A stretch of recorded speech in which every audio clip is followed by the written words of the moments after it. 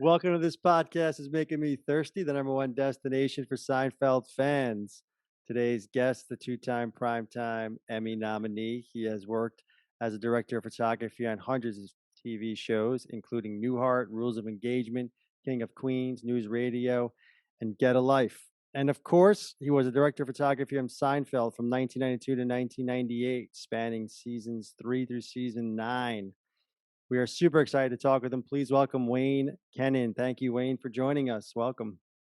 Thanks for having me. All right. Wayne, welcome to the program. San Diego State grad. So take us back, 1992, right?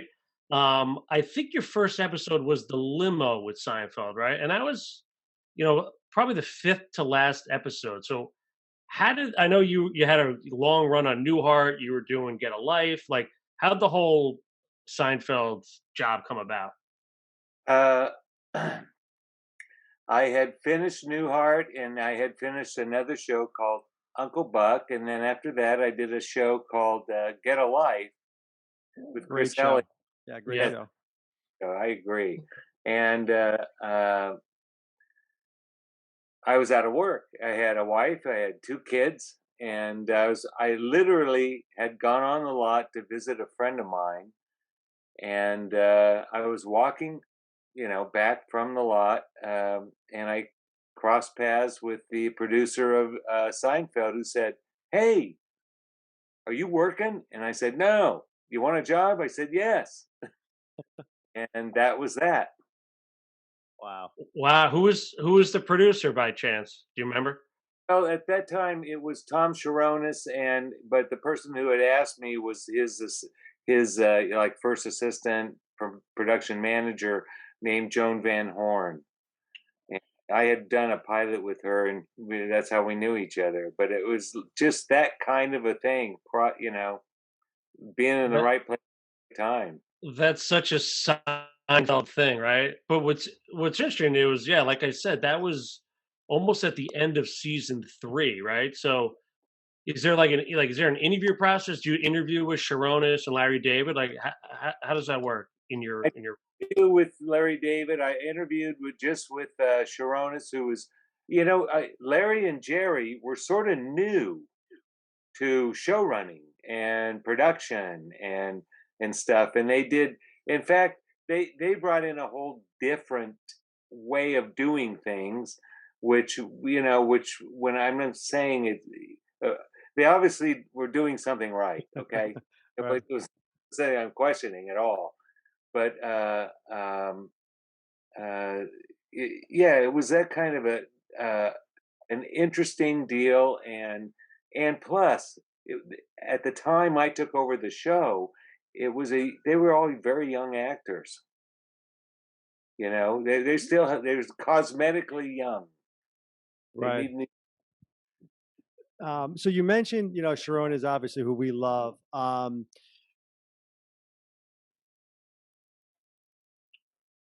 you're I'm mute. muted. Yeah, I was on mute. Sorry. You mentioned Tom Sharonis, who we love, and I'm assuming as director of photography, you have your hands on many different facets of the show.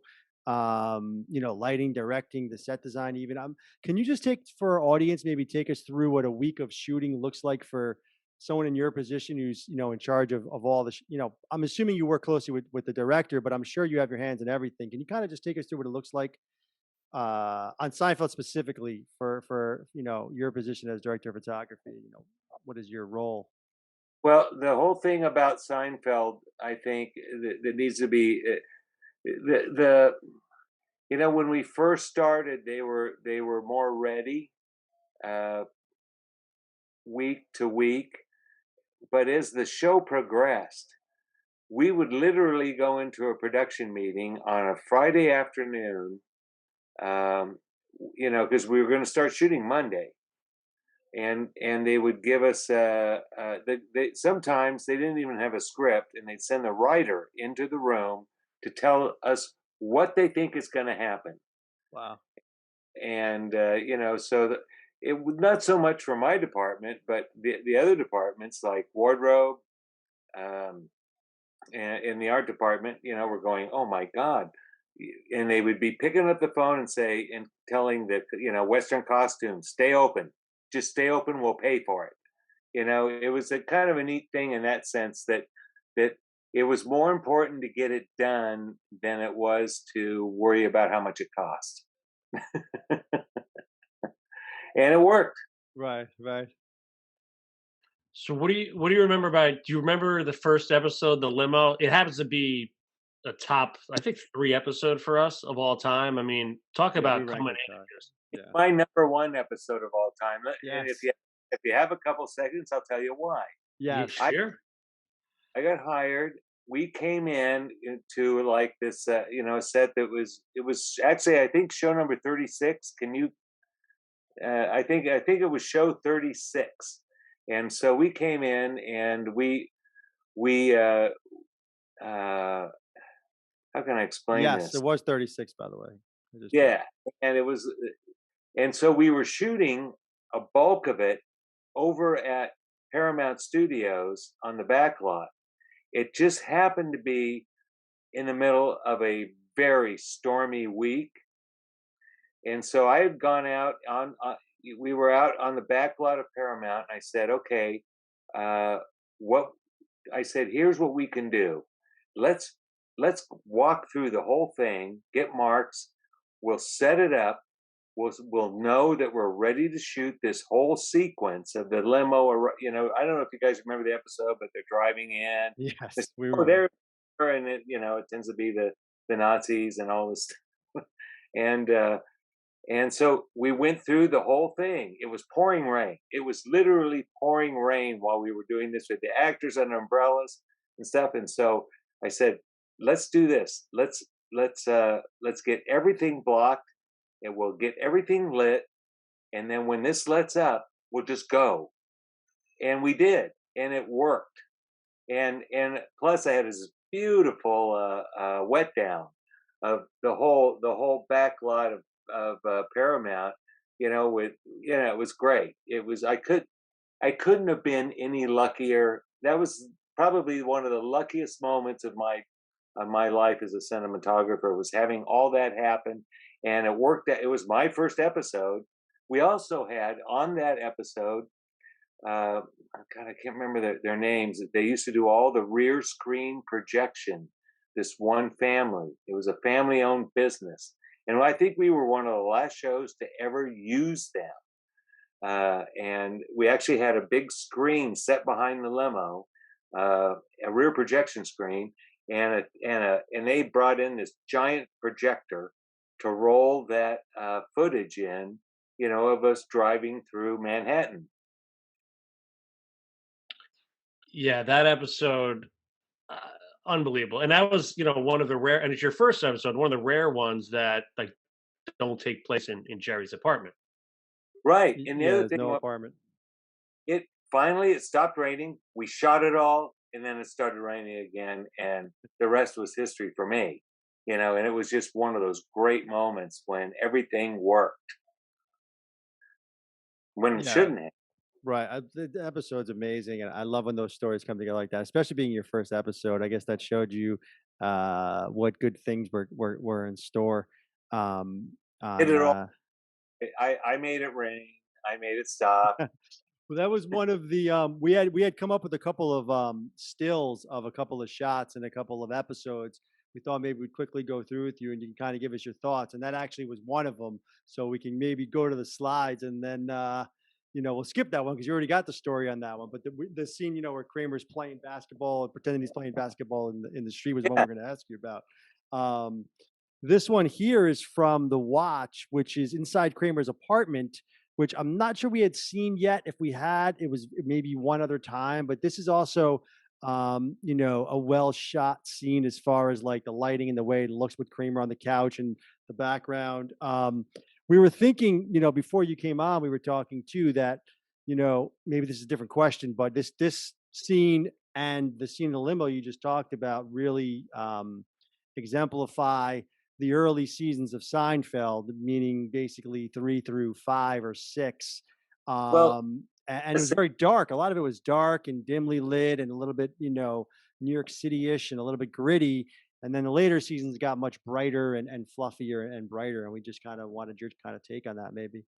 Well, like I'm looking at this scene right here. I don't remember the episode. I'm sorry, but this is the look that we went for. We went for a more what do you want to call it, a dramatic look, because it could handle it.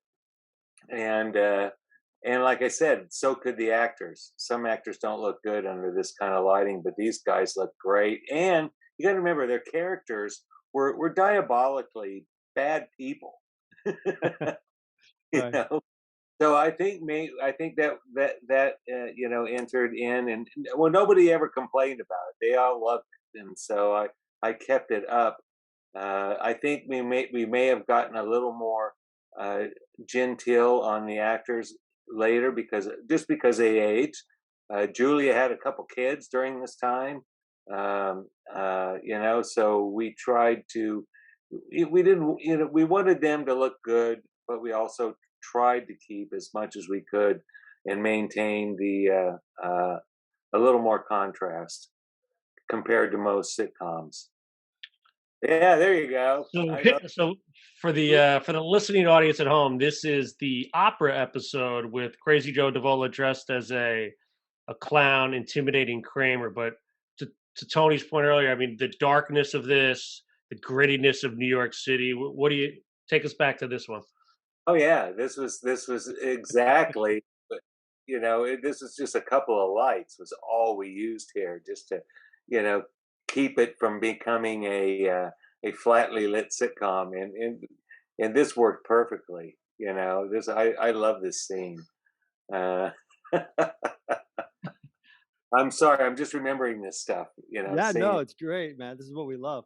kind of Um, nights when I have trouble going to sleep, and I'll have to ask myself, I don't remember this. Did I do this?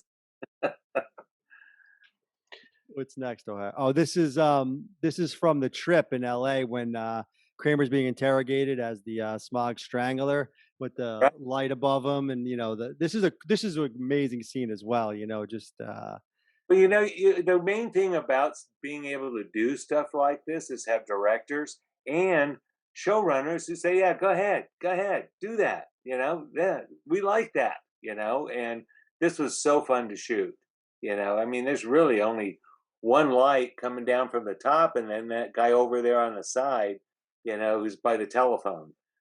It was such a fun, fun show to shoot in that sense, particularly for a sitcom.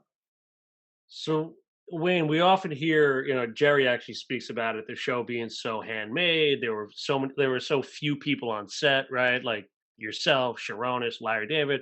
So a scene like this, does this get shot and they know right away it's perfect, or did you ever like in the editing room like this doesn't look right and have to kind of reshoot some of this stuff? Any Oh no, we never. I don't remember reshooting anything. The only thing they ever did, and it was we did a lot.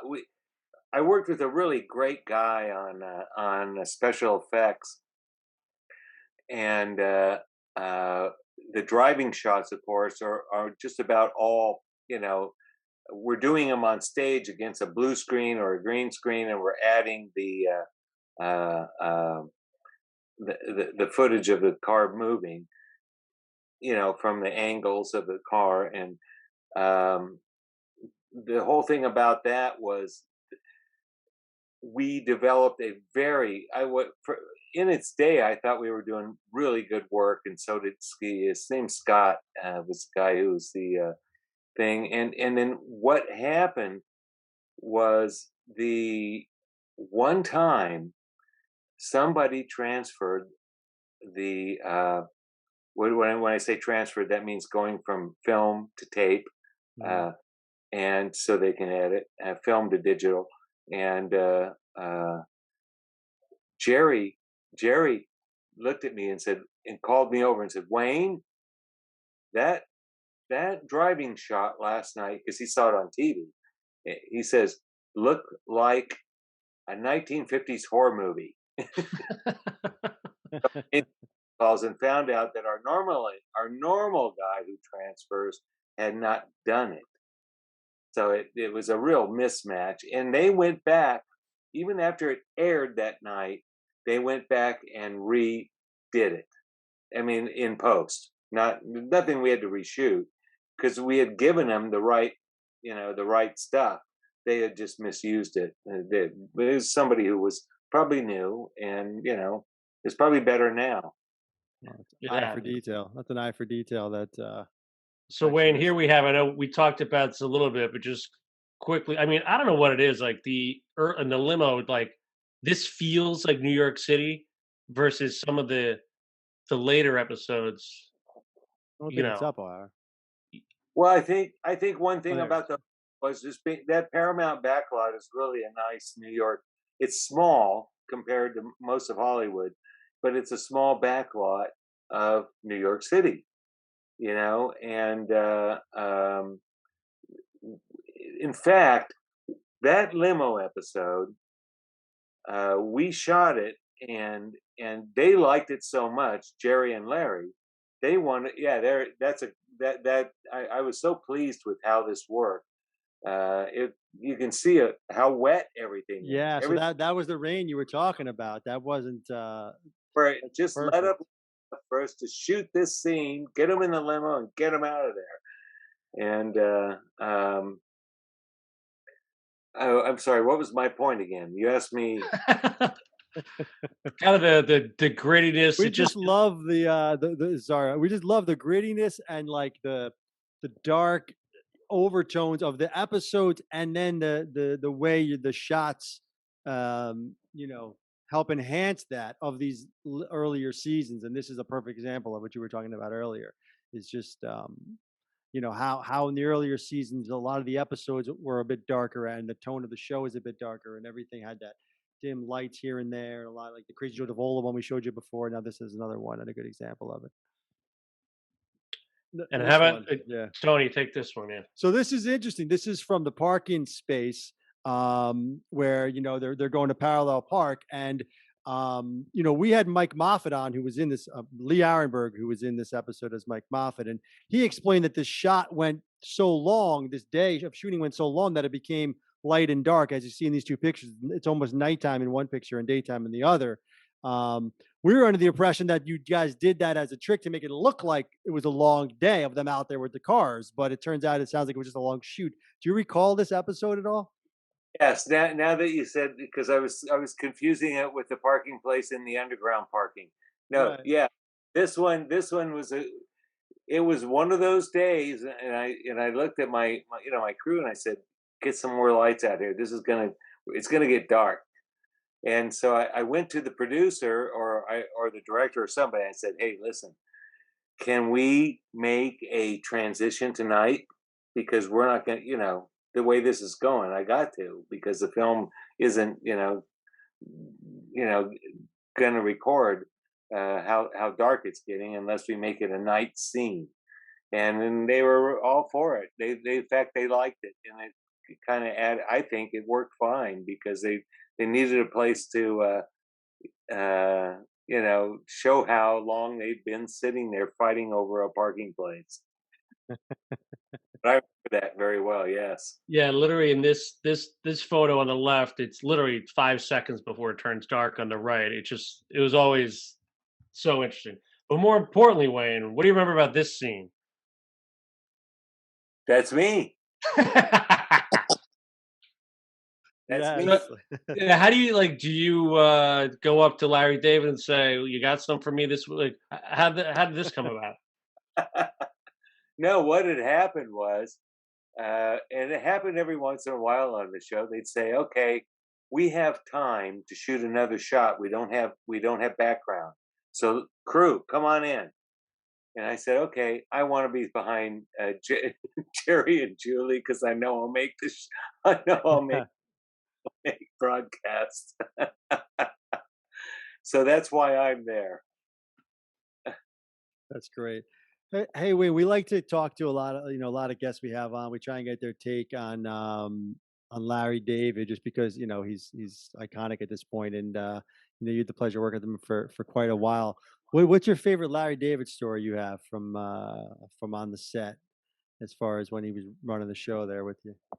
Okay, my favorite Larry David story. I don't know if you remember the episode of the whale, Yes. where yeah, where where Kramer obviously got a hole in one, and George had pulled the the golf ball out of the whale. You know, that was the thing. Um, they had wanted to get Richard Donner's Free Willy um, uh, uh, whale for the we were gonna they wanted to go out and shoot it in the ocean with Jason reaching in and get or Kramer making a hole in one and then Jason reaching in. And so I happened to be walking by the in those days that we didn't have cell phones. And they weren't common. They were there, but they weren't common. They still had this thing called the stage phone, which is a two phones on a pedestal. And so Larry's on the phone. I happen to walk by, and I can hear him saying to Glenn, who was the show, not the showrunner, but the rep from uh, Castle Rock. Castle Rock, and and he's on the phone with Glenn, and he's saying, "Well, listen, we write these shows. I don't know how much they cost. Well, we wanted a whale. If we can't have the whale, we won't have the whale. But I don't know how much they cost." And apparently Richard Donner would not even let the whale go from it was stored over at Warner Brothers, and let it go out. And just to hear Larry trying to talk about money, how much is this going to cost? But that was really, I mean, I don't remember Larry. Larry was a funny guy.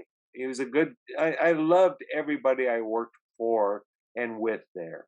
So yeah, speaking of that, so who technically do you work for? Was it the director? Was it the showrunner, Larry and Jerry? Like, who did you have to kind of? All of them, all of the above, So it's all the. interesting. You mentioned Sharonis, and we're big Sharonis fans because we're more loyal to seasons 1 through 5. And when he left, we felt there was, I don't know, it kind of turned into two different shows. Did you feel that as well on set? Kind of the stark difference between Sharonis and Ackerman, or no? Not at all. Um,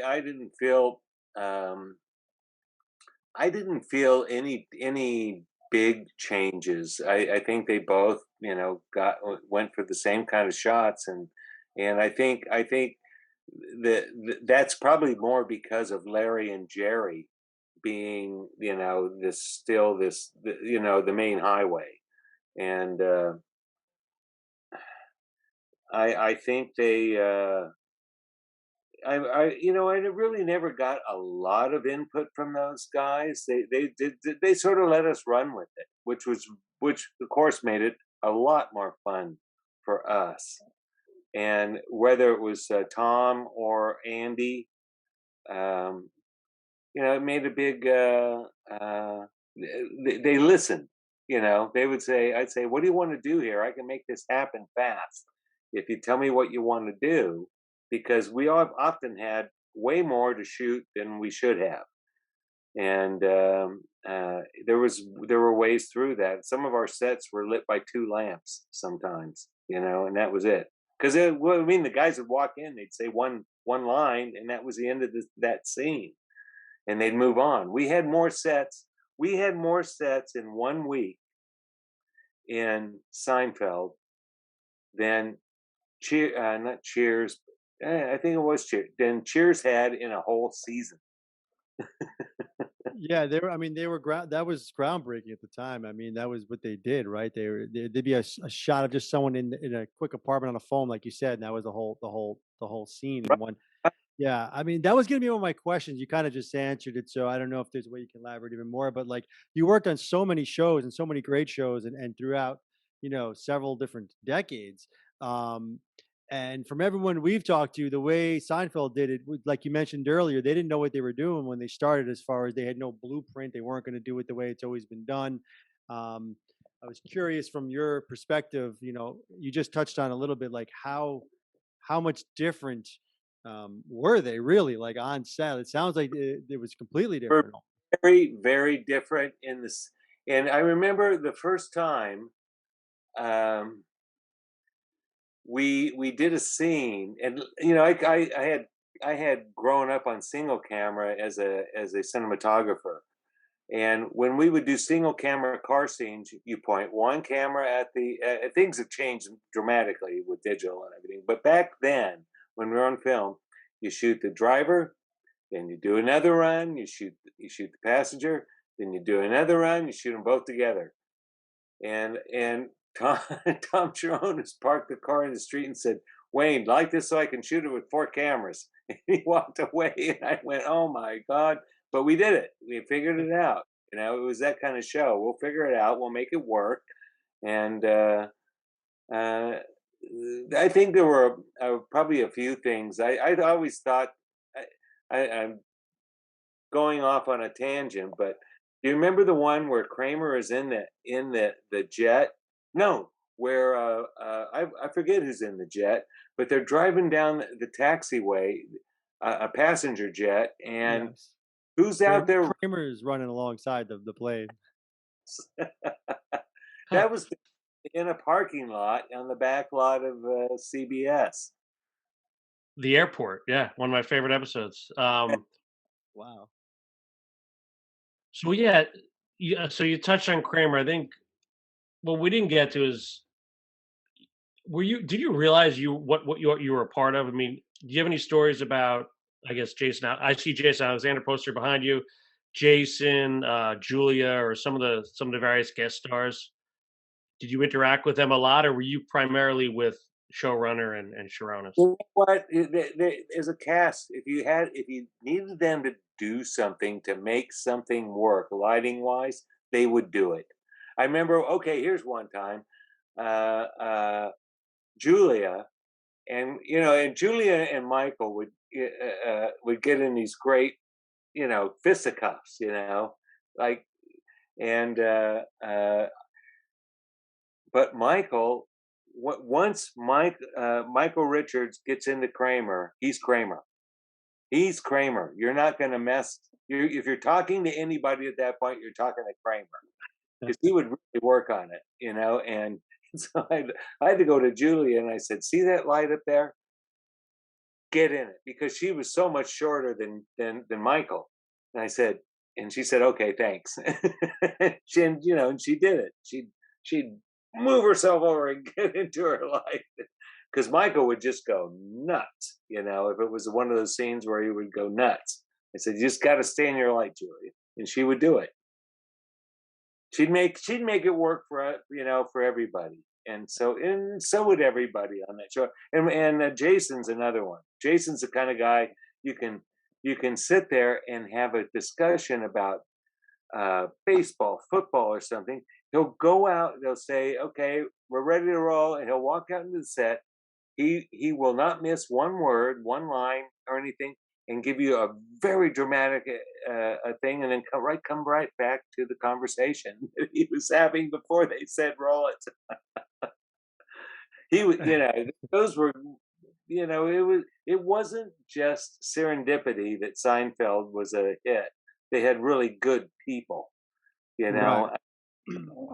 Uh, Yeah, and I mean, obviously, you're one of them, Wayne, and that's a testament to you. And I mean, the shows that you've worked on, it just goes to show. I mean, many of the shows you've worked on are huge, just iconic and great shows. I mean, King of Queens, Rules of Engagement, News Radio. These were shows that they were not as different and as good in our opinion as Seinfeld, but they were different and a step above most of the other shows that were on during that time. They were like they were especially I mean News Radio, the writing on that show is amazing. Rules of Engagement. O'Hara loves Rules of Engagement. I mean these shows are just and people like you working on them is why it's like from every cast member, every crew member. So it's great to see you have all these connections, and a lot of these connections are Seinfeld connections. Rules of Engagement, has a Seinfeld connection. I know you worked on Come to Papa with Tom Papa. Was yeah, Jerry involved with that, or no? Because I know they're pretty close, and Jerry's produced a few of his things. there, but you know who was, and I think it was really one of his first, regular things on. Okay, help me. Uh, um, some 40-year-old version. Virgin. What's his name? Steve Uh, Carell. Steve Carell was on that show, and I think it was one of his first forays into television. I mean, it was obviously just a great performer and a great presence. You know. So when the limo was your favorite, were there any you wish you had back, or you could change something that you did or no? I've watched the show over and over. Like I said, late at night, if it's 10 o'clock at night and I'm going to bed, sometimes I'll click channel 13 and we'll watch it. And uh, sometimes I don't know if I did it or not. I have to look it up. But as far as Seinfeld goes, oh God, I still think that's still one of my favorite shows. My favorite episodes is the limo, just because how it looks. We had that wet down, that God given wet down. It just sparkled. Yeah, and you clearly took off from there. I mean, who would have thought, walking through the parking lot, seeing Joan Van Horn would lead to, 135 plus episodes, right? I mean, incredible runway. And well, and the other thing to say about it was, CBS Studios. Uh, it was a pretty crummy New York street to begin with. And I think, in fact, I know they had threatened to go to take the show to Paramount, and CBS said, no, no, no, no, no, wait a minute, we'll help, we'll go halvesies. You guys get to use it for free for like 20 episodes, and we'll get the backlot done. And once they did that, we were.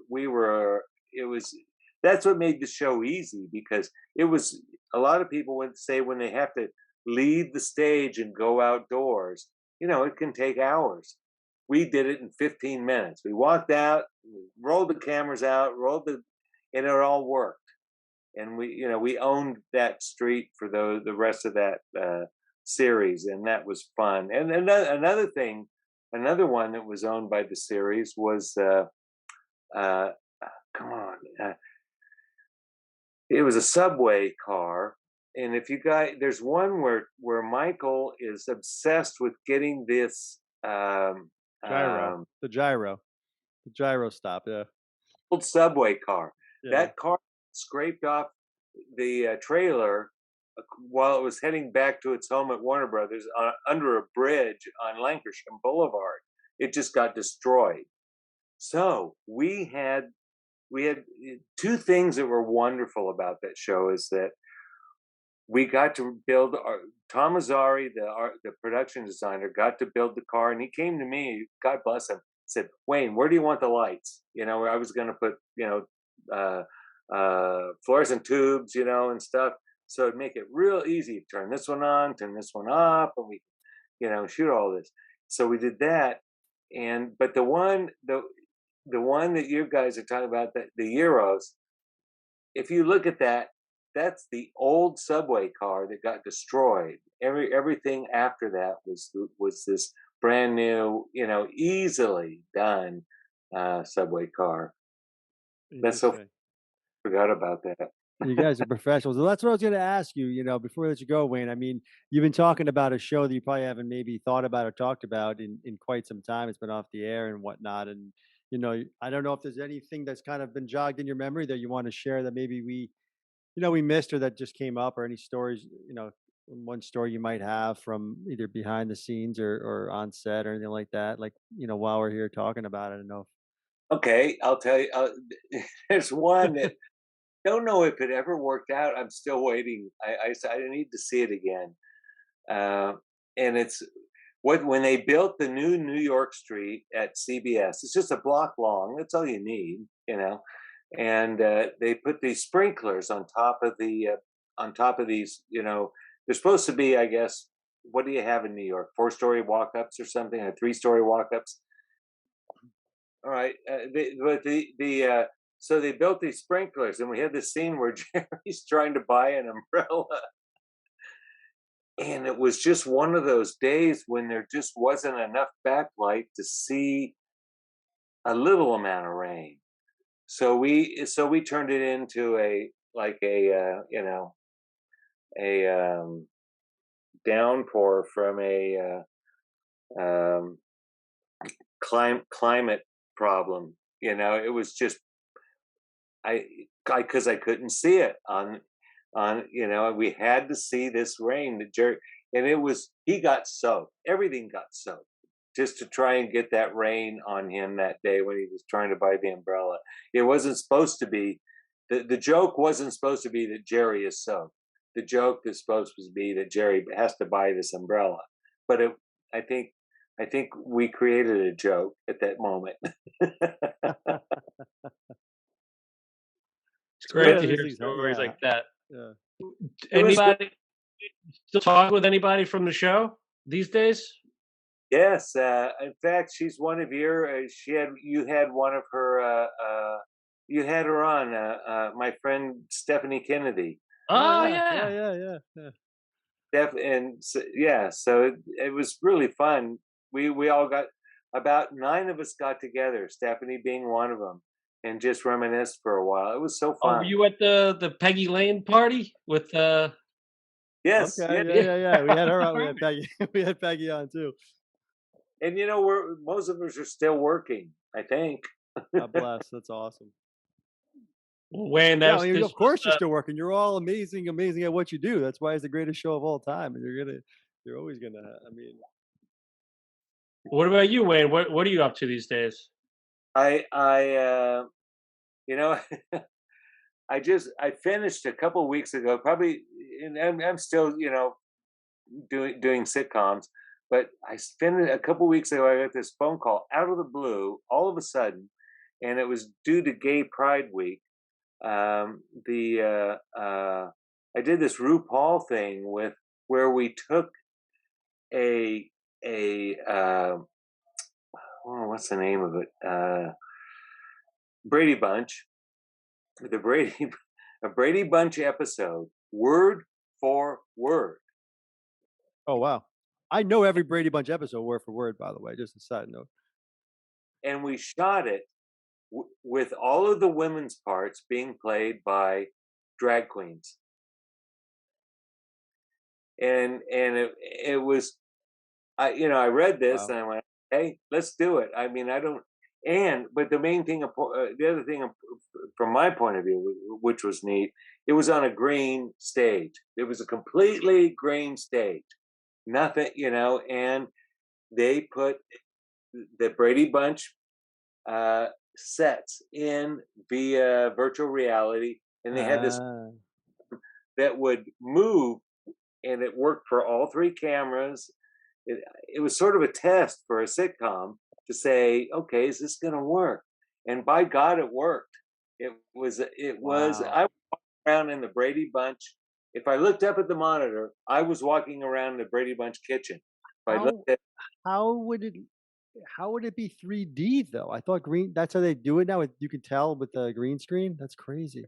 there's stuff now that, I mean, on top of the lenses was a little box, and out of it came these uh, pink and blue rays that went up to the ceiling of the stage and found little dots that with that Oh, information, wow. the computer Like a information, it 3D model or something it made. Yeah. knew where the camera was supposed to be, and it would adjust for that. It was amazing.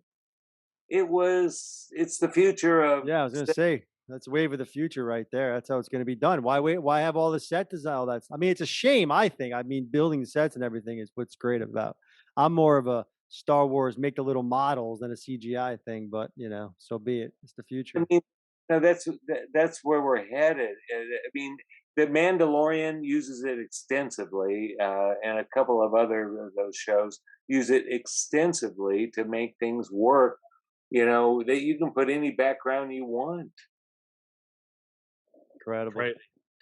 Well, listen, Wayne, this was an absolute treat. Thank you so much for spending some time with us, and best of luck. We'll check out the Brady Bunch thing you referenced, and It's just on Paramount Plus. plus awesome. Cool. Thank you so much, Wayne. This was great. Yes, thank you. Appreciate your time, man. Thank you so much. It's awesome. Keep up the good work. Thank you. Thank The you. limo, baby. Nothing better. Yes.